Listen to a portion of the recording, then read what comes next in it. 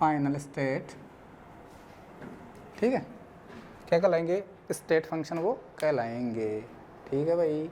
For example देखो, आपको किसी को पैसे भेजने हैं, ठीक है, आपको कॉलेज की फ़ीस जमा करवानी है, तो आपके पास दो तरीके हैं। पहला तरीका कि आप यहाँ से बैठे बैठे या तो इंटरनेट बैंकिंग से ट्रांसफ़र कर दो या फिर फ़ोन पे, गूगल पे, जो भी आपके पास ट्रांसफ़र है सिस्टम है वहाँ से डायरेक्ट ट्रांसफ़र कर सकते हो। दूसरा एग्जांपल है इसका, आप खुद जाके वहाँ पे दे के आओ, चल के आप जाओ और वहाँ पे आप बाई हैंड उनको दे के आओ। तो दो तरीके हैं आपको फ़ीस जमा करवाने के। अगर आपने यहाँ से डायरेक्ट वहाँ पैसे भेज दे बिना कहीं गए हुए, तो ये आपकी इनिशियल स्टेट थी। अगले के पास पहुँचे वो कौन सी है, फाइनल स्टेट। तो बस बीच में आपको ये थोड़ी पता है कि पैसे कहाँ से हो गए, कहाँ गए, ये आपको नहीं पता, मतलब आपको पथ का पता ही नहीं है, रास्ते का पता ही नहीं है। आपको तो बस प्रारंभिक अवस्था और अंतिम अवस्था का पता है कि आपने पैसे भेजे, अगले को पहुँच गए। आपको कोई मतलब नहीं है कि वो किधर से होकर कैसे गए, अपने को उससे कोई मतलब नहीं है। तो ऐसे फंक्शन, पदार्थ के ऐसे गुण जो पदार्थ की प्रारंभिक अवस्था और अंतिम अवस्था पर निर्भर करते हैं, क्या कहलाते हैं, अवस्था फलन कहलाते हैं। जैसे मान लो आपको 5th फ्लोर से ग्राउंड फ्लोर पे आना है, तो आप या तो सीढ़ियों से आओगे या फिर आप लिफ्ट से आओगे। अगर आप लिफ्ट से आ रहे हो तो आपको सीढ़ियों का कोई पता नहीं है, या तो आपने फाइनल स्टेट देखी है या फिर प्रारंभिक स्टेट देखोगे, या तो आपने 5th फ्लोर देखोगे या फिर आप ग्राउंड फ्लोर देखोगे, केवल दो ही देखोगे, बीच में आपको कहाँ से आए आपको कुछ भी पता नहीं है। तो वो किसका एग्जाम्पल होगा, स्टेट फंक्शन का। दूसरा, अगर आप सीढ़ियों से चल के आ रहे हो तो आपको जो पाथ है वो कवर करना पड़ेगा। आप जिस रास्ते से चल के आ रहे हो वो रास्ता बताना पड़ेगा। तो जिस रास्ते से आप चल के आ रहे हो तो उसको आप क्या कहोगे, पथ फलन उसको कहोगे, आप पाथ फंक्शन उसको कहोगे, ठीक है। या फिर आपको जो पैसे देने थे, अगर आपको बाई हैंड आप चल के बाई हैंड जाके दे के आ रहे हो, तो वो पथ पे डिपेंड करता है कि आप किधर से होकर कैसे जा रहे हो। तो वो प्रॉपर्टी कैसे कहलाएंगे, पथ फलन कहलाएंगे। बेसिक इंट्रोडक्शन पूछा जाता है, समझ लेना। तो हमने कह दिया पदार्थ के ऐसे गुण जो पदार्थ की प्रारंभिक अवस्था, तंत्र की प्रारंभिक अवस्था और अंतिम अवस्था पर निर्भर करते हैं, ठीक है, वो क्या कहलाते हैं, आपके स्टेट फंक्शन कहलाते हैं। अब ध्यान रखना, जो स्टेट फंक्शन होते हैं उनको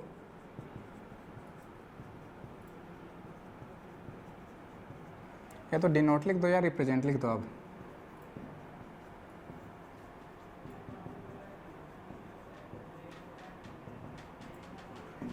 उनको अपन अल्फ़ाबेट के कैपिटल लेटर से रिप्रेजेंट करते हैं।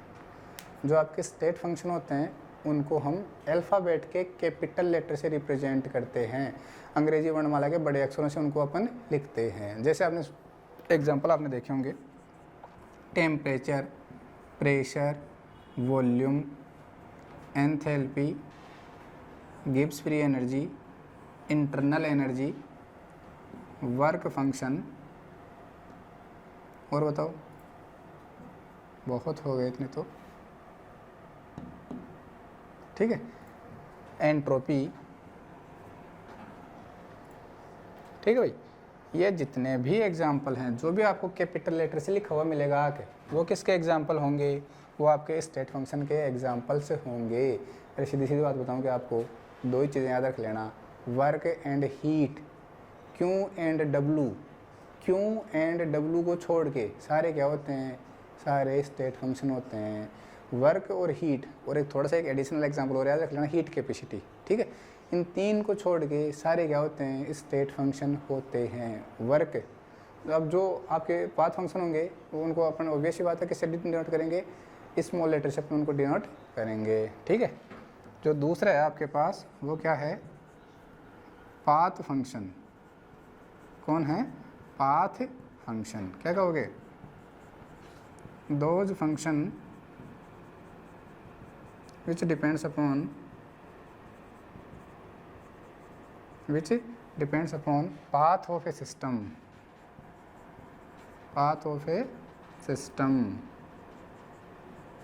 not initial and final state। उनको स्टेट से कोई मतलब नहीं है, इनिशियल स्टेट क्या है, फाइनल स्टेट क्या है, उनको स्टेट से कोई मतलब नहीं है। उनको तो किससे मतलब है, पाथ से मतलब है। एग्जाम्पल्स आप, हाँ एक चीज़ और लिख लेना, जो पाथ फंक्शन है, path functions are denoted by या फिर रिप्रेजेंटेड बाई स्मॉल लेटर ध्यान रखना, अंग्रेजी वर्णमाला के छोटे अक्षरों से इनको रिप्रेजेंट किया जाता है। और एग्जाम्पल से इसके लिखोगे आप वर्क, कार्य, W, ठीक है ना, छोटा ई, छोटा, हीट, क्यों, और एक होता है हीट कैपेसिटी, हीट कैपेसिटी, जिसको आप C से रिप्रेजेंट करोगे। फिर अपन इसको डिफरेंट टाइप में क्लासीफाई करेंगे, CPCV, heat capacity at constant pressure, heat capacity eight constant volume. तो वो डिपेंड करेगा आगे, लेकिन फिलहाल आप दो चीज़ें याद रखोगे, क्यों और W को छोड़ के सारे स्टेट फंक्शन, क्यों और W को छोड़ के सारे स्टेट फंक्शन, क्यों और W क्या होंगे, पाथ फंक्शन, इनके अलावा सारे स्टेट फंक्शन।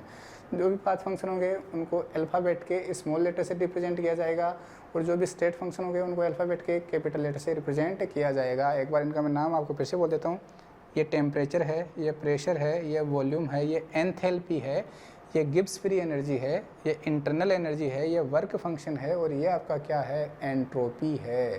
ठीक है, एस क्या होती है, एंट्रोपी, वर्क W, हीट क्यों, और हीट कैपेसिटी क्या, C। आगे अपन इसको लिखेंगे CP और CV। तो फिलहाल ध्यान रखना, ये तीन तो क्या हैं आपके पाथ फंक्शन, रिमेनिंग सारे क्या होंगे, स्टेट फंक्शन। तो यहाँ से भी क्वेश्चन पूछ लिया जाता है, बोलेगा which of the following property is path function और स्टेट फंक्शन, पूछेगा निम्न में से कौन सी जब प्रॉपर्टी है वो तो पाथ फंक्शन है, और कौन सी प्रॉपर्टी है स्टेट फंक्शन, उनको आइडेंटिफाई करो। तो आपको उनको आइडेंटिफाई करना है, ठीक है, ऐसे क्वेश्चन को पूछा जा सकता है। अब देखो आगे पढ़ते हैं अपन, और अब पढ़ने वाले हैं अपन प्रोसेस। क्या पढ़ने वाले हैं, प्रोसेस, जिनको प्रक्रम, जिनको आप कहते हो हिंदी में प्रक्रम। ठीक है भाई, बस फटाफट इंट्रोडक्शन उनका दे रहा हूँ, बहुत ही इजी पोर्शन चल रहा है। तो अब अपने ये पूरा चैप्टर क्या है, इजी है। अपनी अगली हेडिंग है प्रोसेस, हिंदी में उनको कहते हो आप प्रक्रम। क्या होता है, आपने देखा ना, दूध से दही बनता है, दूध से दही बनता है, तो वो एक वाया किसी की चीज़ के द्वारा बनता है। ठीक है, तो वह क्या है, प्रोसेस है, क्या है, प्रक्रम है। तो जो थर्मोडायनेमिक्स में प्रोसेस होती है, ठीक है, जो थर्मोडायनेमिक्स प्रोसेस होती है वो फॉलोइंग टाइप्स की होती है। आपने पढ़ रखा होगा, isothermal process, isobaric process, isochoric process, cyclic process, adiabatic process, reversible process, irreversible process, 7 प्रकार की प्रोसेस होती है। ठीक है, तो मैं यहाँ पे लिख रहा हूँ, thermodynamic process are of following types, are of following types। तो सबसे पहले आप नाम लिखोगे, बिल्कुल एक एक लाइन का, ये कुछ नहीं है। आइसोथर्मल प्रोसेस एक समझाऊंगा, बाकी सब आपको समझ में आ जाएंगे। दूसरा है आइसोबेरिक प्रोसेस, तीसरा है आइसोकोरिक प्रोसेस, चौथा है, ये हो गया एडियाबेटिक प्रोसेस, एडियाबेटिक प्रोसेस, पांचवा है साइक्लिक प्रोसेस, छठवा बोलो रिवर्सिबल प्रोसेस,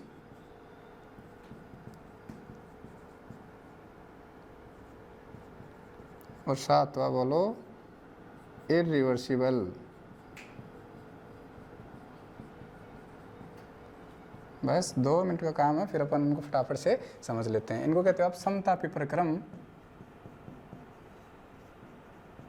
2 ही मिनट लगेगी। समतापी प्रक्रम, समायतनी प्रक्रम, यह होगा आपका रुद्धोष्म प्रक्रम। ठीक है, ये आपका होगा चक्रीय प्रक्रम, यह होगा आपका उत्क्रमणीय प्रक्रम, और लास्ट वाला होगा आपका अनुत्क्रमणीय प्रक्रम। ठीक है भाई। अब देखो फटाफट से देख लो होता क्या है। सबसे पहले आइसोथर्मल प्रोसेस, बस एक एक लाइन का भी नहीं है, नाम से भी चल रहा है आइसोथर्मल, समतापी ऐसी प्रोसेस जिसके ड्यूरिंग पूरी जो कोर्स ऑफ रिएक्शन है, उस कोर्स ऑफ रिएक्शन मतलब रिएक्शन के कंप्लीट होने के दौरान जो टेम्परेचर है वो क्या रहे, कांस्टेंट रहे। देखो आपके पास एक इनिशियल स्टेट है ए और फाइनल स्टेट क्या है बी, दो स्टेट है, ठीक है। इनिशियल स्टेट में टेम्परेचर क्या है T1 और फाइनल स्टेट में मैंने मान लिया टेम्परेचर क्या है T2 है। तो चेंज इन टेम्परेचर कैलकुलेट करना है अपने को, चेंज इन टेम्परेचर अपने को कैलकुलेट करना है, तापमान में अंतर ज्ञात करना है। तो कैसे करते हैं, अंतिम तापमान माइनस प्रारंभिक तापमान, तो आप कहोगे final temperature minus initial temperature, ठीक है। आप कह सकते हो यहाँ पे कुछ भी कह दो, Ti कह दो, Tf कह दो, इनिशियल टेम्परेचर फाइनल टेम्परेचर, ठीक है, या T1 T2 कह दो। तो अंतिम तापमान में से जब हम प्रारंभिक तापमान माइनस कर देंगे तो हमें क्या मिल जाएगा, चेंज इन टेम्परेचर, जिसको आप या तो dt कह सकते हो या फिर आप डेल्टा T कह सकते हो। डेल्टा या जो d है वो किसको रिप्रेजेंट करते हैं, चेंज को रिप्रेजेंट करते हैं, परिवर्तन को वो रिप्रेजेंट करते हैं। For isothermal process, isothermal process के लिए क्या होता है कि इनिशियल स्टेट और फाइनल स्टेट का टेम्परेचर क्या रहता है, सेम रहता है, ठीक है। तो हम लिखेंगे for isothermal process T1 is equal to क्या होगा, T2 होगा, क्या होगा, T1 इज इक्वल टू क्या होगा, T2 होगा।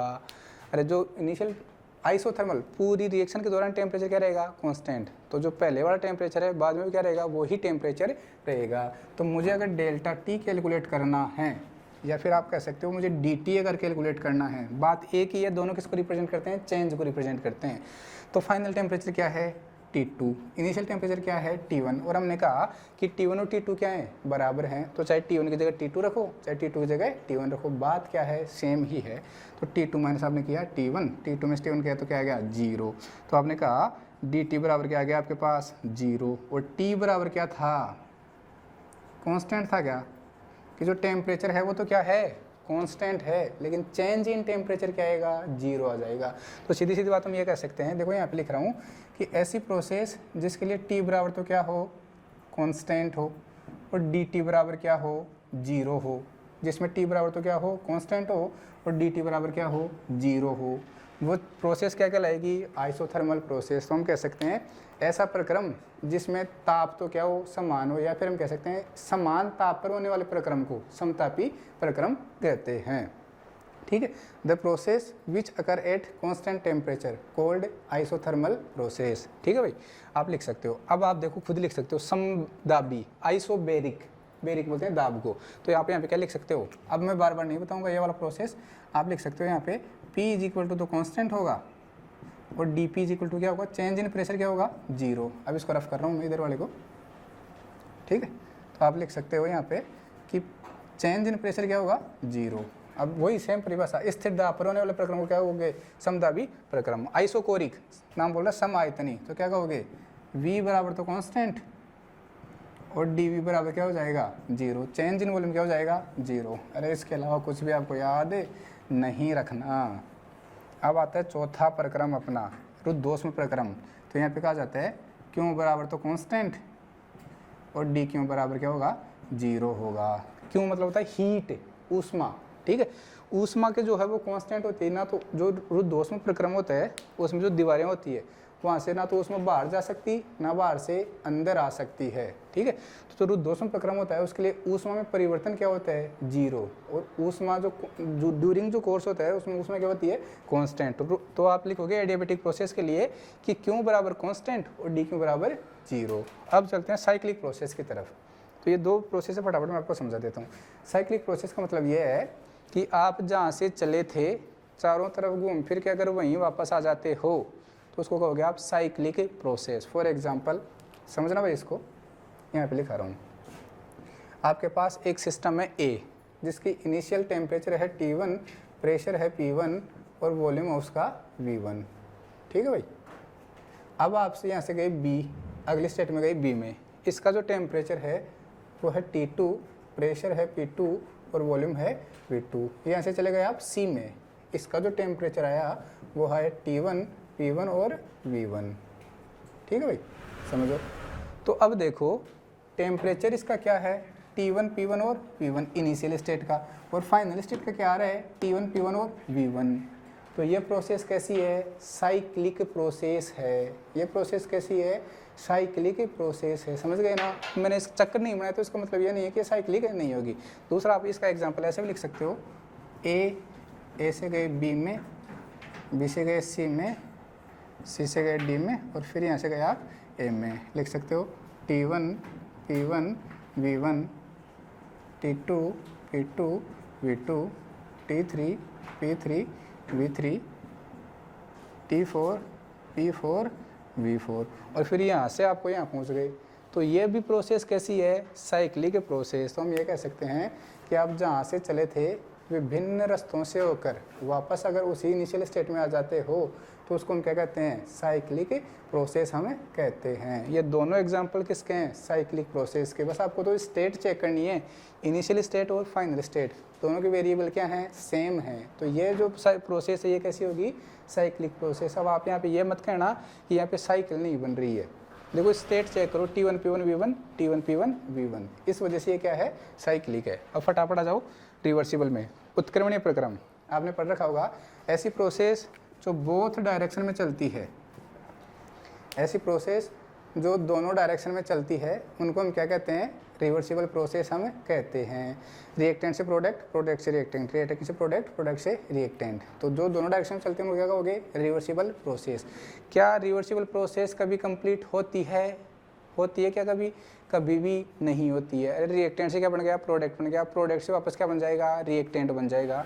तो ऐसी प्रोसेस कभी भी कंप्लीट नहीं होती है, और किसी भी इंस्टेंट पे हम इनको रिवर्स कर सकते हैं। जो रिवर्सिबल प्रोसेस होती है उनको किसी भी इंस्टेंट पे हम रिवर्स कर सकते हैं, किसी भी क्षण उनको हम क्या कर सकते हैं, उल्टा कर सकते हैं। ठीक है, हम कंसंट्रेशन या प्रेशर या टेम्परेचर में कुछ भी चेंज करके रिवर्सिबल प्रोसेस को क्या कर सकते हैं, कर सकते हैं। ये कैसी होती है, बाई डायरेक्शनल होती है, द्विदिशीय होती है। ठीक है, और कभी भी कंप्लीट नहीं होती है, नेवर कंप्लीट। कौन, रिवर्सिबल प्रोसेस। ठीक है, लास्ट आ गई अपनी इरिवर्सिबल प्रोसेस, जिनको आप कहते हो अनुत्क्रमणीय प्रक्रम। तो उसका जस्ट उल्टा, जो अनुत्क्रमणीय प्रक्रम होता है वो कैसा होता है, यूनिडायरेक्शनल होता है, एक ही दिशा में होता है, हमेशा 100% पूर्णता को प्राप्त होता है, 100% हमेशा कंप्लीट होता है। दूसरा आगे देखो, जो अनुत्क्रमण प्रक्रम है हम उनको किसी भी इंस्टेंट पे रिवर्स नहीं कर सकते। एक बार अगर वो चल गए तो हम उनको उल्टा नहीं कर सकते, वो 100% कंप्लीट होने के बाद में ही आपको रुकेंगे, उससे पहले हम उनको उल्टा वापस रिएक्टेंट में नहीं भेज सकते। ठीक है, जैसे मान लो दूध से दही बन रहा है, तो सर दूध से दही बनने के दौरान जो आप उसको बीच में रोक नहीं सकते, ठीक है ना, दूध से दही बनने के दौरान आप उसको बीच में रोक नहीं सकते। अब क्या होता है, इसका एग्जाम्पल्स आप सुन लो। ये कैसा होता है, यूनिडायरेक्शनल होता है, हमेशा 100% कंप्लीट होता है, किसी भी इंस्टेंट पर रिवर्स नहीं होता है। एग्जाम्पल सुनो, अपनी जो एज बढ़ रही है, उम्र का बढ़ना, एज का बढ़ना, वो किसका एग्जाम्पल है, इरिवर्सिबल प्रोसेस का एग्जाम्पल है। वो हमेशा एक ही डायरेक्शन में बढ़ती है, क्या कभी वापस घटती है, क्या कभी भी नहीं घटती है। आप पेड़ों का बढ़ना, या फिर आप कह सकते हो बरसात होती है, झरनों का ऊपर से नीचे की ओर बहना। तो कुल मिला के हम ये कह सकते हैं कि जितनी भी नेचुरल प्रोसेस होती है, जितनी भी प्राकृतिक जो घटनाएं होती है जो अपने आप होती है, जितनी भी नेचुरल प्रोसेस होती है वो कैसी होती है, इरिवर्सिबल होती है और स्पॉन्टेनियस होती है। जितनी भी नेचुरल प्रोसेस होती है जो अपने आप होती है, उम्र का बढ़ना, पानी का ऊपर से नीचे की ओर बहना, बरसात का होना, पेड़ों का ऊपर बढ़ना, तो जितनी भी नेचुरल प्रोसेस होती है वो सब किसका एग्जाम्पल होती है, इसका एग्जाम्पल होती है, इरिवर्सिबल प्रोसेस का एग्जाम्पल होती है। मैं एक वर्ड यहाँ पे बार बार यूज कर रहा हूँ कि all natural process are irreversible and spontaneous in nature. जितनी भी इरिवर्सिबल प्रोसेस होती है, जो प्राकृतिक जो प्रोसेस होती है, प्रकृति में जितनी भी घटनाएं होती है वो अपने आप होती है, ध्यान रखना, उम्र अपने आप बढ़ती है, पानी अपने आप ऊपर से नीचे गिरता है। तो जितने भी इरिवर्सिबल प्रोसेस है वो स्पॉन्टेनियस होती है। ठीक है, कैसी होती है, स्पॉन्टेनियस होती है। तो एक बार आप इनका क्या ले लो, स्क्रीनशॉट ले लो। ठीक है भाई, ओके। तो देखो अपन प्रोसेस, ऊष्मागतिकी की प्रोसेस खत्म कर ली थी। ठीक है, थर्मोडायनामिक प्रोसेस अपन ने खत्म कर ली थी, 7 प्रकार की थर्मोडायनामिक प्रोसेस थी। अब अपन आगे पढ़ने वाले हैं, और अपनी जो अगली हेडिंग है वो है 0th लॉ ऑफ थर्मोडायनेमिक्स।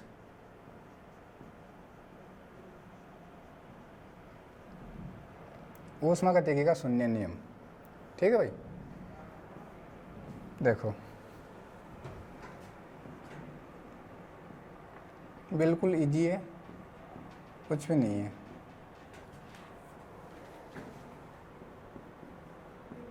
आप ध्यान से देखते जाइए, अभी समझ में आ जाएगा। देखो भाई, एक बार मैं थोड़ा सा आपको समझा देता हूँ क्या होता है। आपके पास 3 सिस्टम है, ए बी एंड सी। चलो आप ये मानो कि 3 कोई दोस्त हैं, ए बी और सी। ठीक है, ये कहा जा रहा है कि जो ए है वो बी का दोस्त है, और जो ए है वही सी का दोस्त है। समझ रहे हो, जो ए है वो किसका दोस्त है, बी का दोस्त है। देखना भाई, और जो ए है वही किसका दोस्त है, सी का दोस्त है। तो बी और सी भी आपस में क्या होंगे, दोस्त होंगे। यही क्या है आपका ऊष्मागतिकी का शून्य नियम है। ठीक है, अभी मैं इंग्लिश में इसको रिपीट करूँगा फिर से। देखो, आपके पास कोई 3 सिस्टम है, ए बी एंड सी। जो सिस्टम ए है वो सिस्टम बी के साथ थर्मल इक्विलिब्रियम में, अभी बताऊंगा इसका मतलब क्या है। और दूसरा जो है सिस्टम, वही सिस्टम ए तीसरे सिस्टम सी के साथ भी किस में है, थर्मल इक्विलिब्रियम में है। तो सिस्टम बी एंड सिस्टम सी भी आपस में किस में होंगे, थर्मल इक्विलिब्रियम में होंगे। कहने का मतलब 3 दोस्त हैं ए बी सी, जो ए है वो बी का भी दोस्त है, और ए किसका दोस्त है, सी का भी दोस्त है। तो बी और सी भी आपस में क्या होंगे, दोस्त होंगे। यही आपका क्या है, ऊष्मागतिकी का शून्य नियम। आप यहाँ पे लिख सकते हो थर्मल इक्विलिब्रियम, तापीय साम्य। ठीक है भाई, क्या लिख सकते हो, तापीय साम्य, थर्मल इक्विलिब्रियम। यहाँ भी वही है, तापीय साम्य।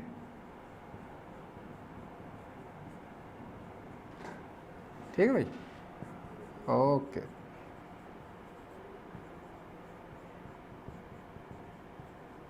तो देखो, आप कह सकते हो when we take 3 system A, B and C, system A is in thermal equilibrium with system B and system A is in also thermal equilibrium with system C, then system B and system C are also is in thermal equilibrium, then system B and system C are also in thermal equilibrium। अभी मैं बोलता हूँ, आपके पास 3 तंत्र हैं A B C.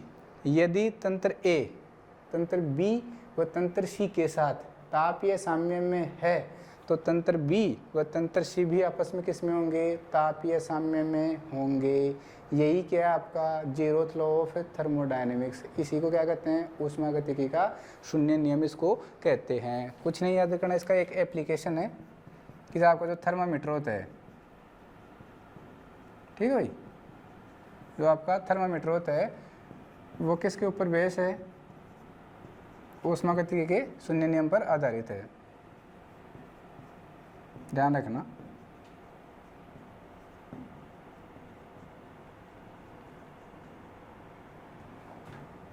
जो आपका thermometer होता है वो ऊष्मागतिकी के शून्य नियम पर आधारित है। और ये आपका जो डायग्राम हो गया किसका, ऊष्मागतिकी के शून्य नियम का डायग्राम हो गया। फटाफट रिपीट कर देता हूँ। आपके पास 3 बॉडी है ए बी एंड सी। जो बॉडी ए है या जो सिस्टम ए है वो सिस्टम बी और सिस्टम सी के साथ किस में, थर्मल इक्विलिब्रियम में। तो सिस्टम बी एंड सिस्टम सी भी आपस में किस में होंगे, थर्मल इक्विलिब्रियम में होंगे। यही क्या आपका ऊष्मागतिकी का शून्य नियम है। यदि कोई 3 तंत्र ए बी सी जिनमें तंत्र ए तंत्र बी व तंत्र सी के साथ तापीय साम्य में है, तो तंत्र बी व तंत्र सी भी आपस में किसमें होंगे, तापीय साम्य में होंगे। मतलब इन दोनों के बीच में जो ताप है वो साम्य में रहेगा, ना तो ज़्यादा होगा ना कम होगा, कांस्टेंट रहेगा, तापीय साम्य में रहते हैं तीनों। ठीक है, ये क्या है आपका zeroth law of thermodynamics. Application याद रखोगे कि जो थर्मामीटर होता है वो ऊष्मागतिकी के शून्य नियम पर आधारित है, शून्य नियम पर कार्य करता है। ये आपका ऊष्मागतिकी का शून्य नियम खत्म होता है, केवल डेफिनेशन पूछी जाती है तो आप उसको लिख देना। ठीक है भाई, अब अपन पढ़ते हैं वेरी वेरी इंपॉर्टेंट, जिसका हर जगह यूज़ होता है, हर जगह, फिजिक्स में हो, केमिस्ट्री में हो, कहीं भी आप उसको पढ़ो। आज के बाद में कक्षा 11 से वो प्रारंभ हो जाता है। बहुत ही इम्पोर्टेंट है बिल्कुल ईजी, लेकिन इम्पोर्टेंट बहुत है।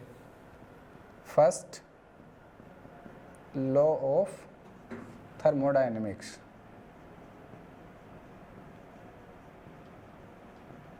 फर्स्ट लॉ ऑफ थर्मोडायनेमिक्स, इसको बोलते हैं फ्लोट। हम अपने से देख लिए, इसको बोलते हैं float. First law of thermodynamics float, ठीक है। कई बार मैं शॉर्ट में यूज करूंगा फ्लोट, तो समझना फर्स्ट लॉ ऑफ थर्मोडायनेमिक्स मैंने इसको कहा है, ठीक है भाई। आप कहोगे ऊष्मागतिकी का प्रथम नियम, बिल्कुल इजी है, बिल्कुल ही क्या है, इजी है। पहले तो आप इसको डेफिनेशन सुन लो हिंदी में और इंग्लिश में, फिर इसका अपन मैथमेटिकल डेरिवेशन करते हैं, ठीक है भाई।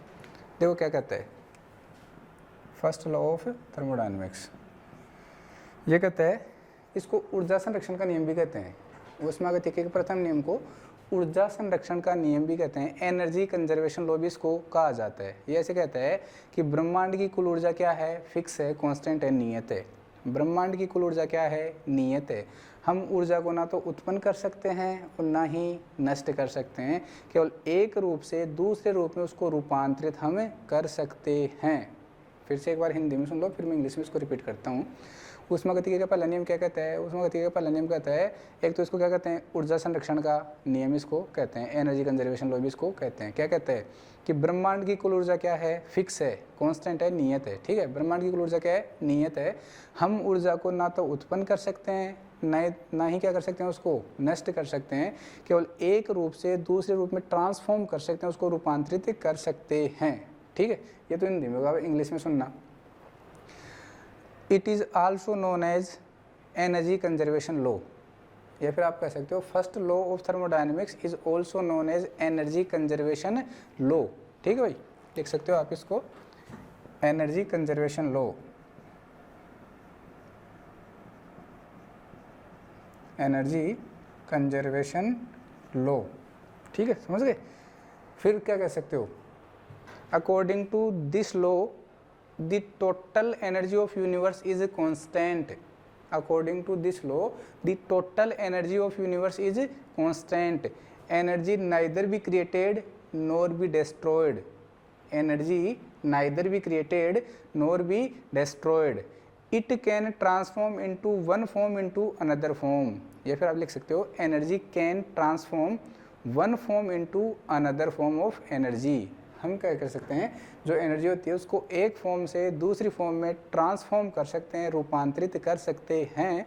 ना तो हम उसको एनर्जी को उत्पन्न कर सकते हैं, ना तो क्रिएट कर सकते हैं, और ना इसको डिस्ट्रॉय कर सकते हैं, ना ही उसको अपन नष्ट कर सकते हैं। तो ये आपका फर्स्ट लॉ ऑफ थर्मोडायनेमिक्स था, जिसके जितने भी स्टेटमेंट मैंने बनते थे मैंने आपको समझा दिए हैं। आप चाहो तो वीडियो को पॉज करके एक एक को लिख सकते हो, ठीक है। बोर्ड पे लिखना पॉसिबल नहीं है इतना, ठीक है भाई। अब अपने को तो इसका जो पढ़ना है वो क्या है, वो इसका मैथमेटिकल पोर्शन पढ़ना है, ठीक है भाई।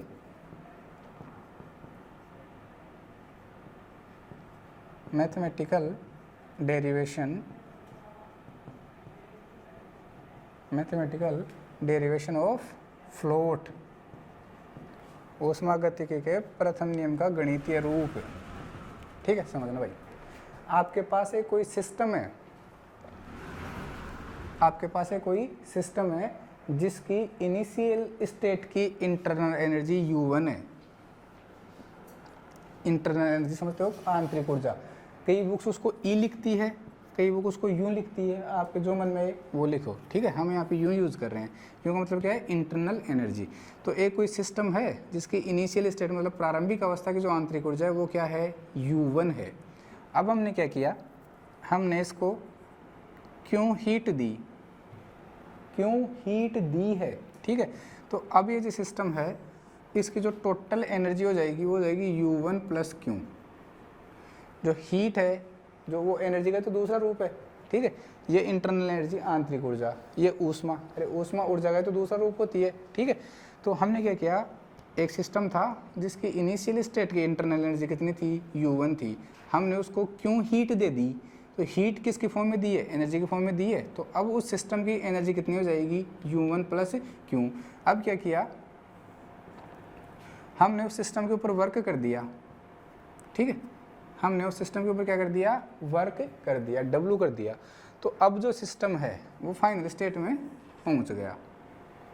सिस्टम कहाँ पहुंच गया, फाइनल स्टेट में पहुंच गया। और इस टाइम पे इसकी जो इंटरनल एनर्जी होगी वो क्या हो जाएगी, U2 हो जाएगी। समझ में आएगा?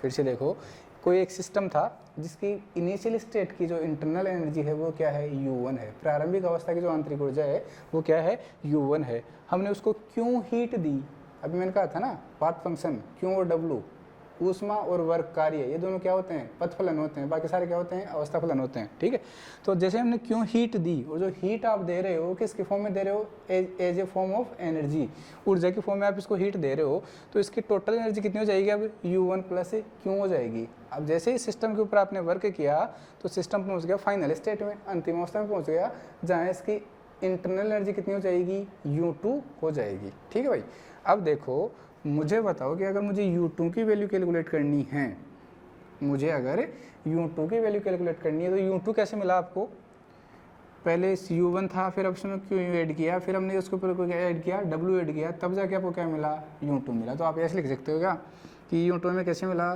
U1 plus Q plus W। भाई इन सब को हमने जोड़ा तब जाके हम कहाँ पहुँचे, फाइनल स्टेट में पहुँचे, जिसकी इंटरनल एनर्जी कितनी है, U2 है। तो हमारे पास ये इक्वेशन आ गई। कोई दिक्कत है इसमें, वेरी गुड। तो अब देखो कुछ नहीं करना अपने को, इस U1 को उठा के आप इधर ले आओ, तो क्या होगा, U2 minus U1 is equal to, इधर क्या बचेगा, Q प्लस W। समझ में आ गया, very good. U2 minus U1 क्या लिखते हो, delta U is equal to Q plus W। बस भाई ये बन गया आपका, यही है आपका first law of thermodynamics, delta U is equal to Q plus W। यही क्या है आपका फर्स्ट लॉ ऑफ थर्मोडाइनमिक्स है भाई। कैसे बना पता लग गया, delta U is equal to Q plus W।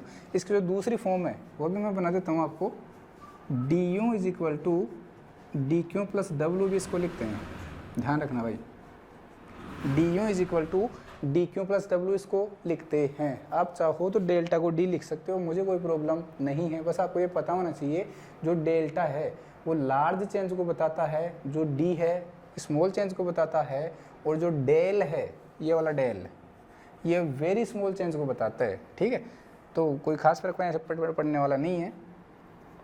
तो देखो भाई, इसको दूसरी फॉर्म क्या है इसकी, du is equal to dQ plus W है। ठीक है, और ध्यान रखना जो W होता है उसका फॉर्मूला होता है माइनस का PdV, आपको याद ही रखना है। अभी ये भी बता दूंगा, शॉर्ट में बता दूंगा, लेकिन फिलहाल आपको कार्य का फॉर्मूला याद रखना है, W is equal to minus का PdV। अपने को होल थर्मोडाइनमिक्स में ये वाला वर्क यूज़ करना है, पूरी थर्मोडाइनमिक्स में अपने को यही वर्क यूज़ करना है, W is equal to minus का PdV। अगर इस वैल्यू को हम यहाँ चिपकाएंगे, अगर इस वैल्यू को हम यहाँ चिपकाएंगे तो क्या आएगा, du is equal to dQ minus का PdV। तो ये भी क्या है, आपकी फर्स्ट लॉ ऑफ थर्मोडाइनमिक्स की दूसरी फॉर्म है। बोलो भाई कोई दिक्कत है क्या इसमें? बस आप याद रखोगे delta U is equal to Q plus W। याद रखना, कई बुक में आपको नेगेटिव मिलेगा, आप वहाँ पे कंफ्यूज मत हो जाना। आप जो मैंने बताया वो याद रखना, delta U is equal to Q plus W, या फिर du is equal to dQ plus W, ये इसका दूसरा नोटेशन है। और W का मतलब क्या होता है, W इज इक्वल होता है माइनस का PdV। वैल्यू पुट किया आपने तो आ गया du is equal to dQ minus का PdV। ठीक है, ये फॉर्मूले बन गए। अभी तो ये बिल्कुल सिंपल सा लग रहा है, लेकिन इसके एप्लीकेशन इतने ज़्यादा हैं कि पूरी थर्मोडाइनमिक्स में यूज ही फर्स्ट लॉ होता है, ध्यान रखना। हालांकि ये बिल्कुल 100% परफेक्ट नहीं है, इसमें कुछ कमियां थी, उनको सुधारने के लिए कौन आया, सेकंड लॉ की नीड हुई। वो हम अगले यूनिट में पढ़ने वाले हैं कि उसमें केवल सेकंड लॉ के बारे में बात की जाएगी कि हम सेकंड लॉ की नीड क्यों ही हमें। फर्स्ट लॉ में कुछ ना कुछ कमियां थी, लिमिटेशंस थी, जिनकी वजह से हमें किसकी नीड हुई, सेकंड लॉ की नीड हुई। वो हम आगे पढ़ेंगे, फिलहाल देखो आप फर्स्ट लॉ को देखो। अब मैं थोड़ा सा आपको साइन कन्वेंशन बता देता हूँ। आपने जो IUPAC का नाम सुना होगा आपने अच्छे से, तो उसने कुछ साइन कन्वेंशन दिया है। ठीक है, क्या दिया है, साइन कन्वेंशन। अब हिंदी में क्या बोलते हैं मेरे को नहीं पता। जो चिन्ह है उनको आपको कैसे यूज़ करना है, मतलब प्लस कब यूज़ करना है, माइनस कब यूज़ करना है। तो IUPAC ने ये कहा है, ध्यान रखना, अगर सिस्टम के द्वारा वर्क किया जाता है, if work is done by the system, अगर सिस्टम के द्वारा वर्क किया जाता है तो आपको कार्य की वैल्यू नेगेटिव लेनी है। ठीक, फिजिक्स में उल्टा होता है, अपने यहाँ पे उल्टा होता है, ध्यान रखना, आपने केमिस्ट्री हिसाब से पढ़ना है। क्या कहा यूपीसी ने कि अगर सिस्टम के द्वारा कार्य किया जाता है तो कार्य की वैल्यू क्या लेनी है, आपको नेगेटिव लेनी है, और अगर सिस्टम के ऊपर कार्य किया जाता है तो कार्य की वैल्यू कैसी लेनी है, पॉजिटिव लेनी है। ध्यान रखना। देखो भाई, आपके पास एक सिलेंडर है, सिलेंडर में क्या भरी हुई है, गैस भरी हुई है, ऊपर क्या लगा हुआ है, एक पिस्टन लगा हुआ है। आपने पिस्टन को दबाया, गैस क्या हो गई, कंप्रेस हो गई। आपने पिस्टन को दबाया है, आपने पिस्टन को आपने दबाया है, मतलब काम कौन कर रहा है, आप कर रहे हो। किसके ऊपर, सिस्टम के ऊपर काम कर रहे हैं हम। तो हम क्या कह सकते हैं, work is done on the system, work is done on the system. अगर सिस्टम के ऊपर कार्य किया जाता है तो कार्य का चिन्ह कैसा आएगा, पॉजिटिव आएगा। अब देखो क्या होगा, जो पिस्टन दबा हुआ है, अगर गैस का आंतरिक दाब ज़्यादा हुआ तो गैस खुद दाब लगाएगी और उस पिस्टन को ऊपर उठाएगी। अब बताओ कार्य किसके द्वारा किया जा रहा है, गैस के द्वारा किया जा रहा है। गैस क्या है, अपना सिस्टम है, तंत्र है। ठीक है, तो अगर सिस्टम के द्वारा कार्य किया जाता है तो वहाँ पे कार्य कैसा लोगे आप, नेगेटिव लोगे। तो आईयूपीसी ने ये कहा है, साइन कन्वेंशन का मतलब यही है। आईयूपीसी ने ये कहा है, if work is done by the system, then W is equal to क्या लेना आपको, नेगेटिव साइन यूज करना, ध्यान रखना। अगर सिस्टम के द्वारा वर्क किया जा रहा है, अगर तंत्र के द्वारा कार्य किया जा रहा है तो आपको वैल्यू कैसे लेनी है, नेगेटिव लेनी है। दूसरा, if work is done on the system, एक तो है बाय द सिस्टम, अंडरलाइन करने वाली बात है, एक है ऑन द सिस्टम, एक बाय द सिस्टम, एक है ऑन द सिस्टम। देन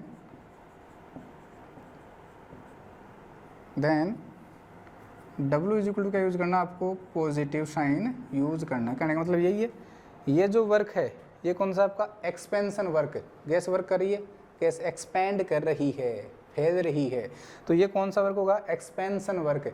अगर गैस के ऊपर आप वर्क करोगे तो गैस कंप्रेस हो जाएगी।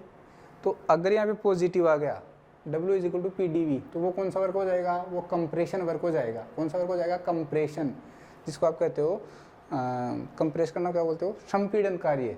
ठीक है, और अगर ये नेगेटिव है, इसको बोलते हो आप एक्सपेंशन वर्क, प्रसार कार्य। ठीक है, तो ध्यान रखना, अगर प्रसार कार्य की बात होती है तो W का साइन कैसे लोगे आप, नेगेटिव, और अगर आप संपीड़न कार्य की बात करते हो तो W का साइन कैसे लोगे, पॉजिटिव। तो आई थिंक आपको इतना समझ में आया होगा कि फर्स्ट लॉ का मैथमेटिकल फॉर्मूला क्या होता है, delta U is equal to q plus W। दूसरा, d u is equal to d q plus डब्लू। डब्लू को क्या लेना आपको, W is equal to minus का PdV। प्लस के PdV का फॉर्मूला अपने कहीं भी यूज नहीं होगा, बार बार कह रहा हूँ, अपने को पूरी केमिस्ट्री में W is equal to minus का PdV ही यूज़ करना है। ये समझाने की बात आ गई थी, इसलिए मैंने आपको समझा दिया है। अब फॉर्मूला यू यूज़ करोगे। अब बोलो सर ये फॉर्मूला कहाँ से आया, तो आपको पता है वर्क का फॉर्मूला क्या होता है, फोर्स इनटू डिस्प्लेसमेंट। वर्क क्या होता है, फोर्स इनटू डिस्प्लेसमेंट। ठीक है, बल गुणा विस्थापन। अब यहाँ पे जो बल है वो as a form of pressure है। गैसों की बात करते हो तो गैस क्या होती है, गैसों में जो गैस होती है वो पर यूनिट एरिया में जो फोर्स अप्लाई करती है उसी को क्या कहते हैं, दाब कहते हैं। जो गैसें होती है वो पर यूनिट एरिया में जो फोर्स अप्लाई करती है उसी को क्या कहते हैं, दाब कहते हैं। आपने बेसिक फर्स्ट ईयर में KTG पढ़ी होगी, काइनेटिक थ्योरी ऑफ गैसेज, वहाँ पे मैंने बताया था। ठीक है, तो W इज इक्वल टू होता है माइनस का PdV। P तो क्या है, P तो है आपका force.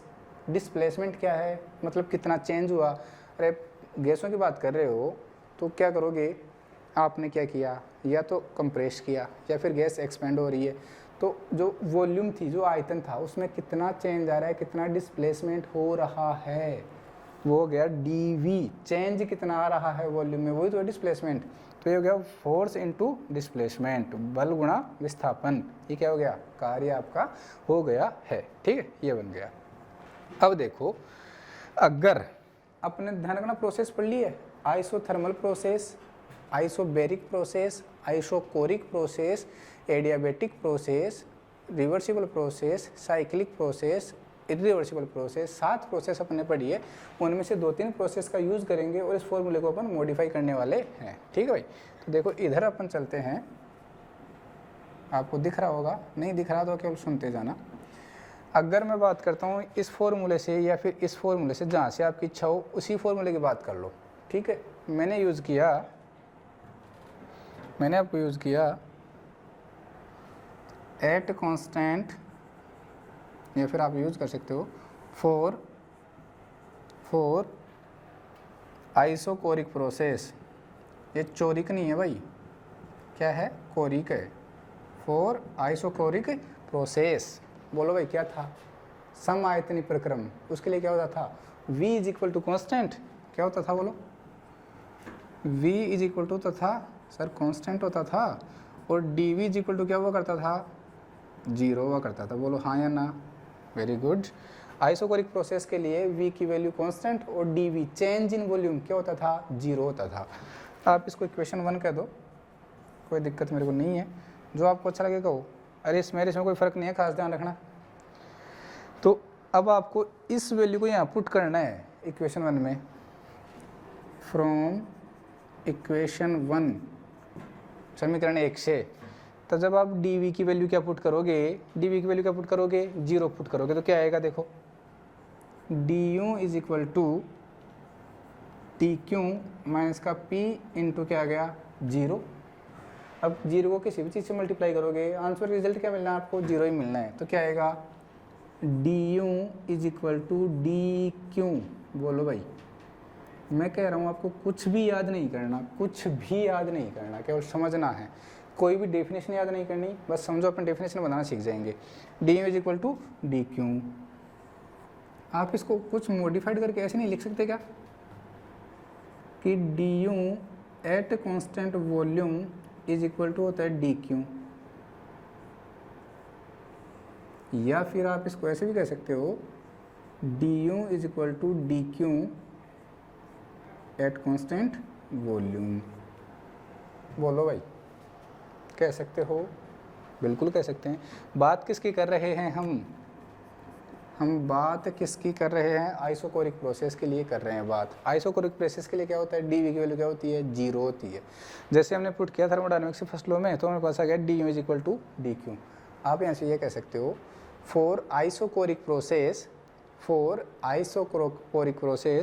The change in heat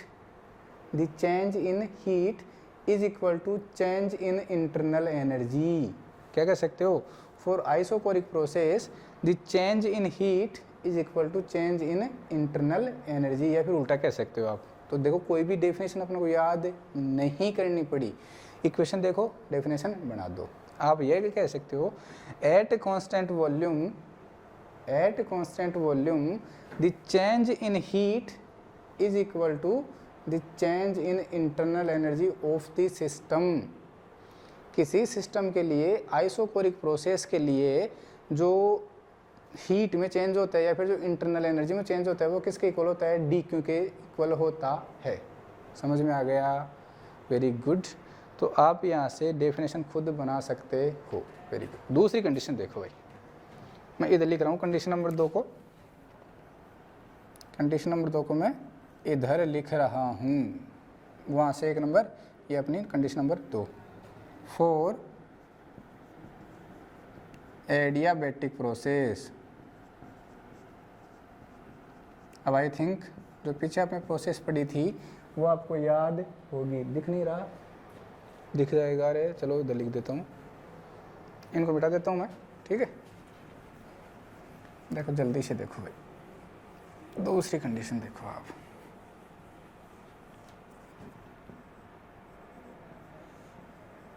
for adiabatic process क्या होगा, हमने कहा था sir Q is equal to constant होता है and dQ is equal to क्या होता है, 0 होता है। आप अगर Q इज इक्वल टू 0 भी कर दोगे तो भी कोई दिक्कत इसमें नहीं है। आप ये भी कह सकते हो, ध्यान रखना दोनों क्या हैं अपने, सही हैं। क्यू की वैल्यू जीरो भी हो सकती है, डी क्यू की वैल्यू भी क्या हो सकती है जीरो, क्यू की वैल्यू कांस्टेंट भी हो सकती है, डी क्यू तो हमेशा क्या होगा जीरो। चेंज इन हीट क्या होगा जीरो ही होगा। एडियाबेटिक प्रोसेस के लिए कभी भी हीट में चेंज नहीं आएगा, ना हीट बाहर से अंदर जा सकती ना अंदर से बाहर आ सकती, तो हीट में चेंज कितना आएगा जीरो आएगा, ठीक है। लेकिन हीट कांस्टेंट भी हो सकती है और हीट जीरो भी हो सकती है, वो देखना सिचुएशन के अनुसार देखना है। तो फिर से अकॉर्डिंग टू फ्लोट ऊष्मागतिकी के पहले नियम के अनुसार क्या होता था, d u is equal to d q plus डब्लू। चूँकि आप लिखो, मैंने नीचे लिख देता हूँ, for adiabatic process d q की वैल्यू क्या होगी जीरो होगी, इसलिए क्या होगा d u is equal to, इसकी वैल्यू अपने पुट की जीरो प्लस का डब्लू, क्या आ गया d u is equal to डब्लू, ठीक है।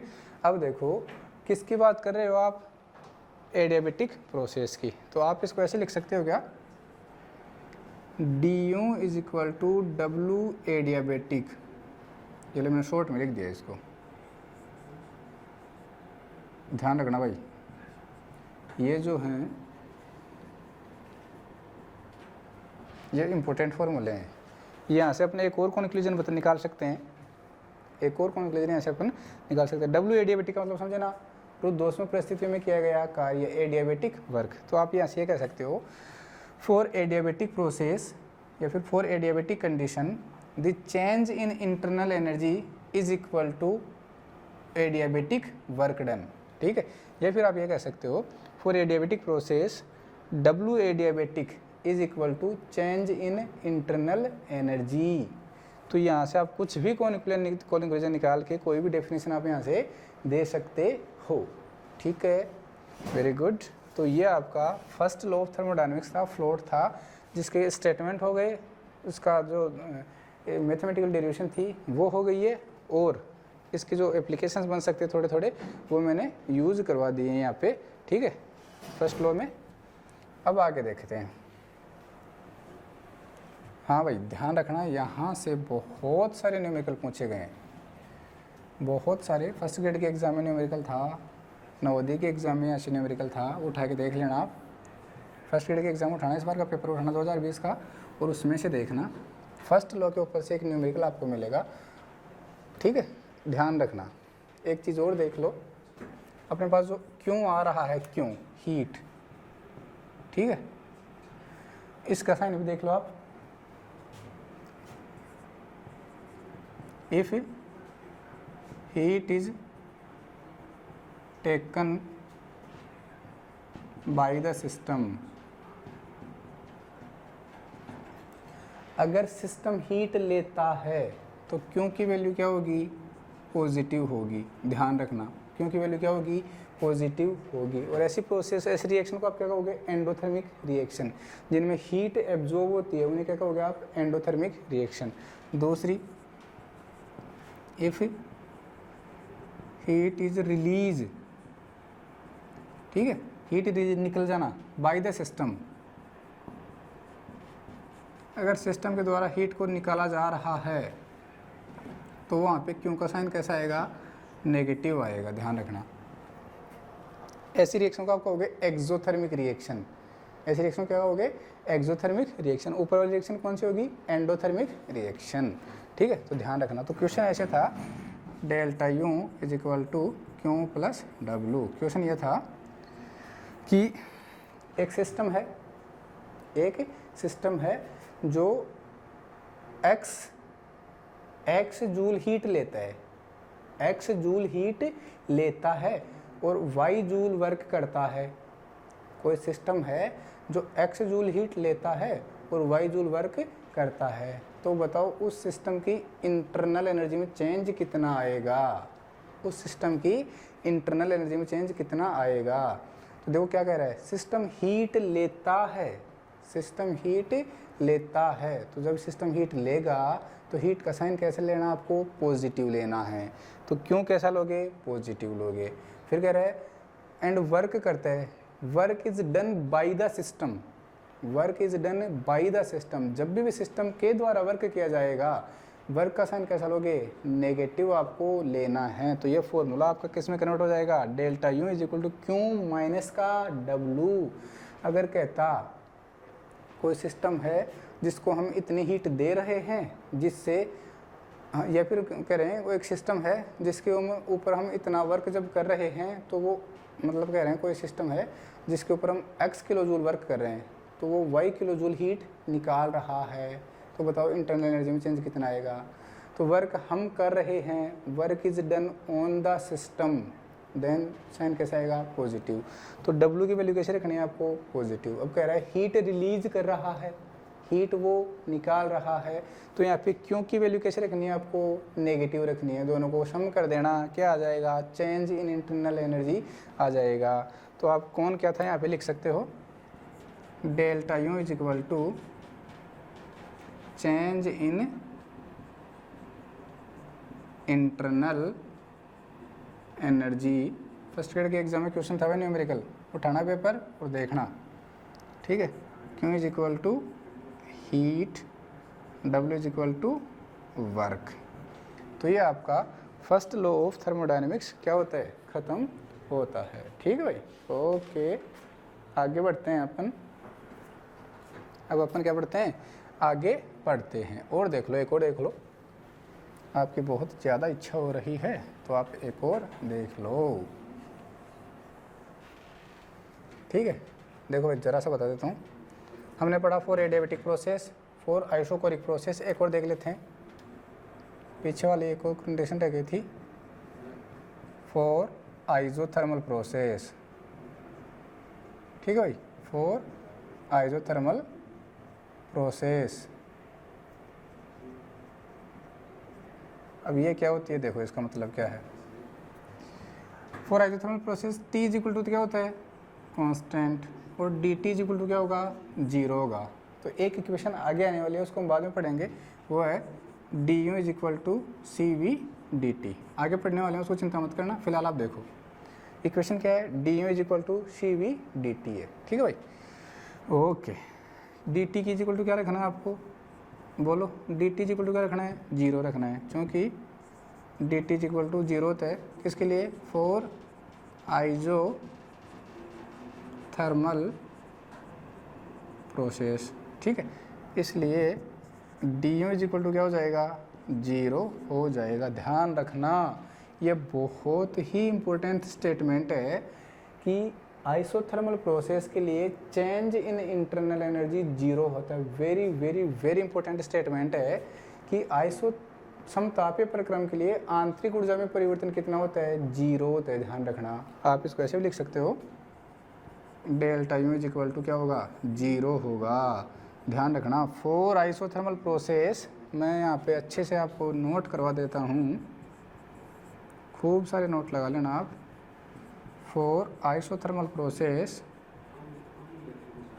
For isothermal process change in internal energy is equal to 0। Very very important statement भाई, ध्यान रखना, लाख रुपए का स्टेटमेंट है, बहुत एग्जाम में पूछा गया और यहाँ से इसके बहुत एप्लीकेशन यूज होते हैं। आइसोथर्मल प्रोसेस के लिए इंटरनल एनर्जी में चेंज कितना होगा, 0। सो अकॉर्डिंग टू फ्लोट क्या था, delta u is equal to q plus W, क्योंकि